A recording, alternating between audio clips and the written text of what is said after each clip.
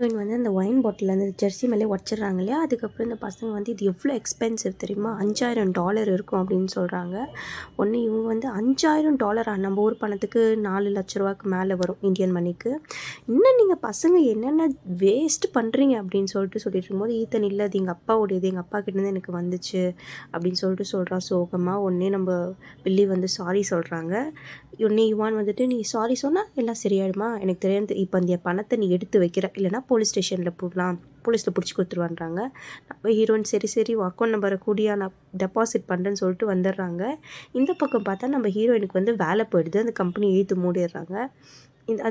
இதுக்கப்புறம் கட் பண்ணிட்டு இந்த பக்கம் நம்ம பசங்களை காமிக்கிறாங்க. ஈத்தன் ரொம்ப சோகமாக இருக்கான், ஜெர்சியில் கரையாயிருச்சு அப்படின்ட்டு. அவங்க அப்பாவுடைய மெமரி இல்லையா, அதனால் உடனே ஜெய் சொல்கிறாங்க கவலைப்படாதடா ஜெய்வ பெல்லி வந்து காசு கொடுத்துருவா அப்படின்னு சொல்லிட்டு இருக்கா. அவள் காசுக்கு எங்கே போவா, அவளுக்கே வேலை இல்லையே அப்படின்னு சொல்லிட்டு ஆந்தோய் சொல்லிட்டு இருக்கா. இவங்க எல்லாம் சேர்ந்து அந்த பொண்ணுக்கிட்ட காசு வாங்கி ஆகணும்னு முடிவு பண்ணிடுவாங்க. அதுக்கப்புறம் என்னாச்சுன்னு பார்க்கலாம் அடுத்த வீடியோவில்.